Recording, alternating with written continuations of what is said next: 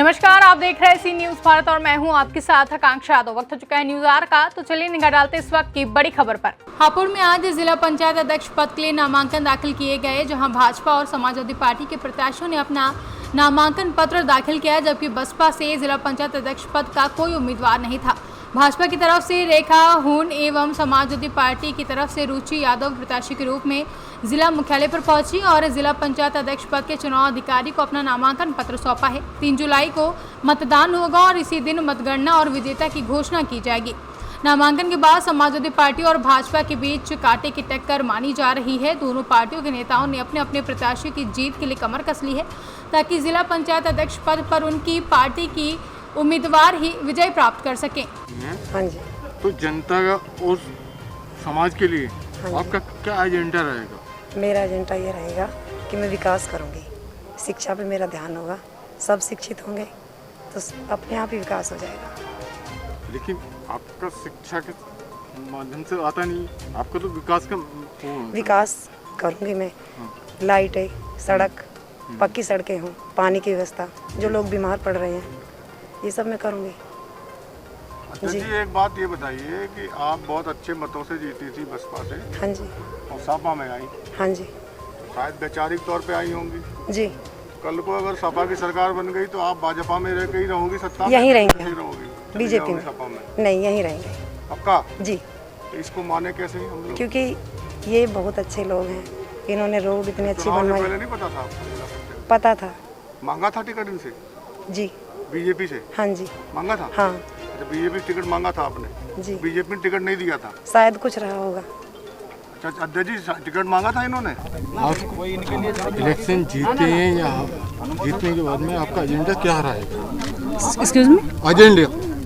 Agenda जीतने विकास का क्या रहेगा? नहीं, हमारा यही लक्ष्य रहेगा कि हम जिस जनता ने हमें यहाँ तक पहुँचाया है, उनका भविष्य में विकास करें। हाँ जी। जिस जनता ने हमें यहाँ तक पहुँचाया है, जिस जनता ने हमें यहाँ तक पहुँचाया है, अगर हमें सब लोग मौका देते हैं, विकास है फिर हमारा। हाँ जी, विकास को ही प्राथमिकता दी जाएगी। विकास को प्राथमिकता दी जाएगी। देखिए, आवेदन के लिए आए हैं, आवेदन करने के लिए आए हैं, आवेदन कर दिया गया है राजी खुशी, और अभी देखते हैं उसका क्या परिणाम है, क्या है, उसके बाद की अगली रणनीति तय होगी। जहाँ तक जीत का सवाल है, हम लोग जीत में हैं। भारतीय जनता पार्टी के लोग मायूस हैं, उनको स्पष्ट दिख रहा। मैं तो ये कहना चाहूँगा कि मानवता के आधार पर उन लोगों को अपनी हार स्वीकार कर लेनी चाहिए।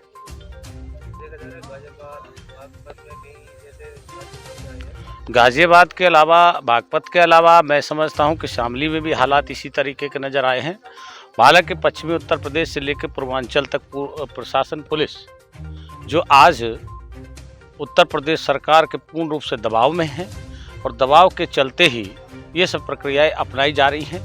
समाजवादी पार्टी के प्रत्याशियों से लेकर और वोटों को किसी का मकान ढहवाने की बात करी जा रही है, धमकियां दी जा रही हैं पहले से, किसी का अस्पताल क्लिनिक बंद करने की धमकियां देते जा रहे हैं। लेकिन जो समाजवादी की वोट हैं वो बिल्कुल अपनी जगह कन्फर्म है और वो अपनी जगह अड़िग है।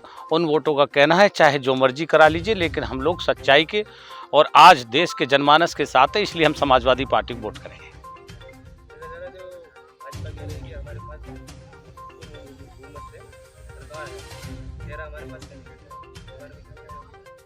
नहीं, कहने के लिए सभी लोग स्वतंत्र हैं, कहने के लिए सभी लोग स्वतंत्र हैं, अपनी बात सभी लोग कह सकते हैं, उससे हमारा कोई मतलब नहीं है। लेकिन पारदर्शिता के साथ आज समाजवादी पार्टी जीत रही है, ये आप यहाँ खुद भी देख रहे होंगे। इससे पहले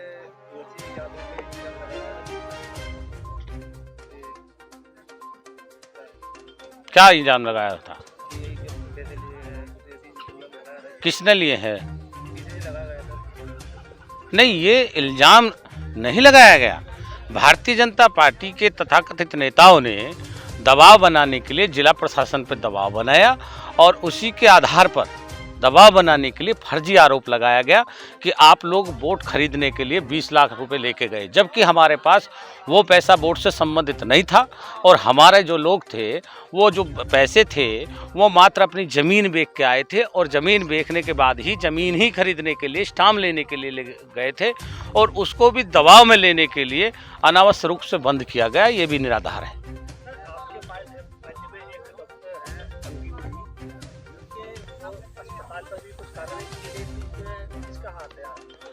स्पष्ट है, भारतीय जनता पार्टी का दबाव है।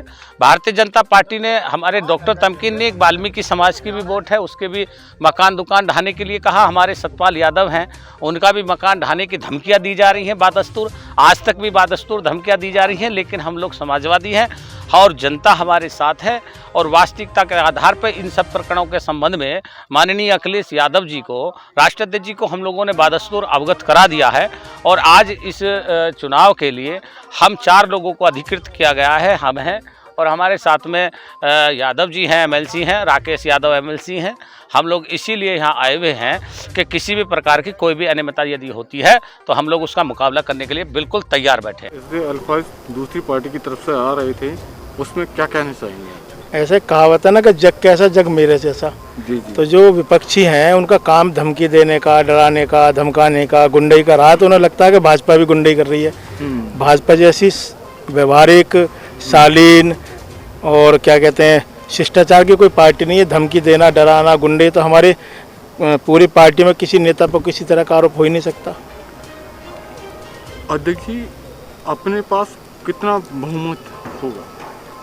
बहुमत पूरा है हमारे पास। आपका कैंडिडेट अगर जीतता है तो आपका जनता के लिए एजेंडा क्या रहेगा?